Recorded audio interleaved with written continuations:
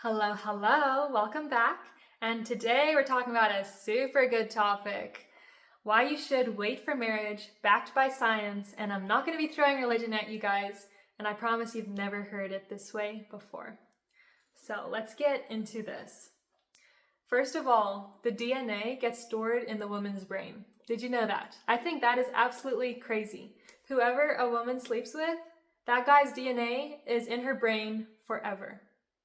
Okay, if that doesn't gross you out, I don't know what will. But this is actually found out by people studying for Alzheimer's disease, like what causes it. And they were looking into the brain.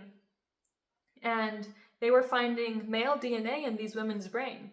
So then they were like, well, maybe she had a baby that was a boy, and that's why the DNA is in her brain. But then they found out some of these women didn't have kids or didn't have any male kids. And they kept ruling out things, and they were like, what is this? And they actually found out that when a woman sleeps with a guy and they become one, like that is where religion comes from, that, and I say that now, is because his DNA gets stored in her brain. The brain keeps it. The DNA is actually physically inside her brain forever. And that is just crazy to me. So that's why you don't just be doing it with anybody and everybody, because it actually is bigger than what we're told by the feminist movement. That, oh, it's your body, your choice, you can do whatever you want, it won't harm you, it won't do anything to you. Like, no. It doesn't work that way. I thought that was really interesting. I've never heard that before, but you guys can definitely look into that. And a lot of scientists aren't even allowed to speak on it because if they did, their careers would be ruined and they would be canceled and all of these things because people don't want to hear that. But I want you to hear it, okay? And another reason, you get attached. Let's be honest. Women, we do get attached easily, and men get attached too. And that's why we have to be careful before marriage so we're not breaking anybody's hearts if it doesn't actually happen. But when we do sleep with somebody before marriage, you get attached to them. Your hormones attach yourself to that person. You start to only see the good things in the guy. You ignore all the red flags. Your family, everybody could be telling you, you know what, that's not a good guy. And you're just like, no, I'm just like so in love. He's like the best guy ever. And you're on drugs, actually. You know what? You wouldn't be making a big decision, right? Like to do something if you were under the influence of alcohol or drugs, right? Like if your friend is in Las Vegas and she's drunk and she's calling you saying that, hey, I found this guy and we're getting married tonight. You'd be like, no, like, wait, are you drunk? Like, have you been drinking? And she's like, yes. And you'll be like, no, wait till you're sober to make that decision, right? That's the first thing you'd be telling her. And the thing is, when a woman sleeps with a guy, these hormones flood her body, which makes her only see the good things in the guy. It's actually like drugs. And it takes like 3 months of not being with him to get clean from all those hormone drugs that are going through your body that are just messing up how you're seeing things. Like, this is crazy stuff. And this is really good in marriage because then you are getting attached to the guy, and the guy has taken, is going to provide and protect for you in front of the whole community. He's taken you in front of the whole community and being like, this is my woman. I'm going to honor her and cherish her and protect her and provide for her no matter what. That is different. That's where it works out. But when you have no commitment, no nothing, and you're just attaching yourself to a guy who isn't going to be attached back, that's when things go south. Because for a guy, how they get attached to a woman is through this act is doing it multiple times with the same woman. Is when that's when the attachment factor goes up with him. But if it's like different women every time, he is not getting attached at all. Whereas women, we're built different, we do. And it's from a biological perspective or evolutionary, because the body thinks that, okay, when you have the act, then there could be a baby, right? And the best way for the baby's survival is if you stick with the dad. So it's going to make you want to stay with that guy no matter what, even if he's not good, just for the baby's, the perceived baby's survival. So that's where all of this comes from. And It's not intimacy for men, actually. Like, the act is, or sleeping with the guy is intimacy for the woman, but it's not intimacy for the guy. Yes, he wants it, but it's not intimacy for him. It doesn't mean as much to them as it does to you.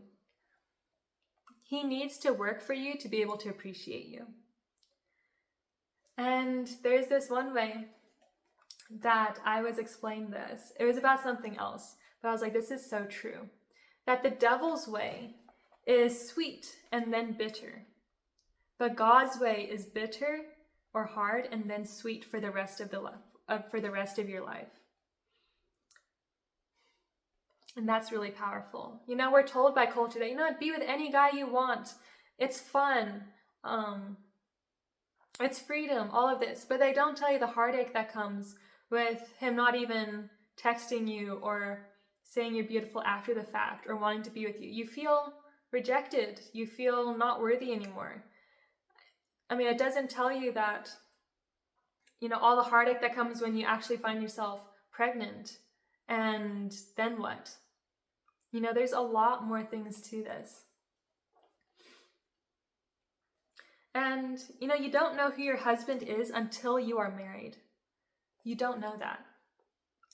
And you can be like, oh, this is the guy. But you don't actually know that until you're married. So a lot of people are like, well, it's fine to do it if you know that's the one. But the thing is, you don't know. People break up before that. Somebody could die. Like, all of these things where you just don't know. Or something could happen and you don't even want to be with him ever, but now you've already given him the most special thing you have. So, yeah, be careful. And you know what? I'm not just preaching at you guys or anything like that. I am a red-blooded female. Like, of course, I want it too. And like a red-blooded guy, of course, he wants it too, right? So I'm not saying that it's bad or don't want it or anything. I'm just saying do it in a way where you are safe and protected, and so your heart's not going to be broken. It shows self-control and discipline and delayed gratification, like fasting does, if you can wait till marriage. And I'm going to use the fasting example because why fast? You say, like, I can fast, I can go without not eating, but so I don't need to do it. That's where I look up to, like, the Muslims when they do Ramadan. I was like, yeah, I can fast. I don't need to fast. Like, of course I could fast. But the thing is, okay, well, why am I actually not fasting? That's the point, right? If you can do it so easily, then why don't you? And so that's when I started, not for Ramadan, but just for myself, of being like, okay, can I do this? Let's do this. And it's the same thing with sleeping with somebody before marriage or waiting. It's that delayed gratification. It's like fasting. It's like, well, if you could do it so easily, then why don't you? So that's something to think about. And the guy loses respect and feels disgusted with you, and you feel used after the fact. I used to not understand this. Like, why would a guy want it so much and kind of coerce you into doing it in a way where you feel you want to do it to please him, and then him not even like you after doing it? I was like, that just makes no sense. So I used to not understand this. But the thing is, let's think of it in the same way of when you're on a diet. And because it's the same thing. It's the same when you indulge when you are on a diet and then you're disgusted with yourself, right? You know that feeling. Well, that's what guys feel when that happens too, because they're not proud of themselves for giving in either. So protect both of you guys. And so those are the main points I want to say. I think those are the 10 biggest main points. And if you, like, of course, this is all your guys' choice. You're free to do whatever you want. We have free will. God gives us free will. We can do whatever we want. But there are certain ways we can have a happier, better, more fulfilled, not as heartbroken kind of a life. And let me see if I had anything else. Yeah, so you need the self-confidence and the self-esteem to be able to say no, to be able to not need a man's validation like this. And if you need help with that, then definitely check out my free play sheet down below. That will completely help you. And if you want to go deeper, check out my course, Divinely Favored. because that will completely help you with your self-confidence and self-esteem and not needing anybody's validation, especially men's, and just feeling confident in yourself and at peace with yourself and just being ready for, being open to when it happens, when that guy finds you and you're married, but not just having to throw yourself at every guy before that. All right? So I love you guys, and I hope that helped you guys. I know this is a hard topic, but it's super important.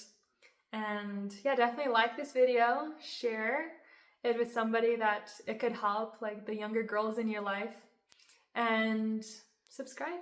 And yeah, comment below your thoughts. I know this is a controversial topic, but I love hearing from you guys. So I'll see you in the next one. Bye.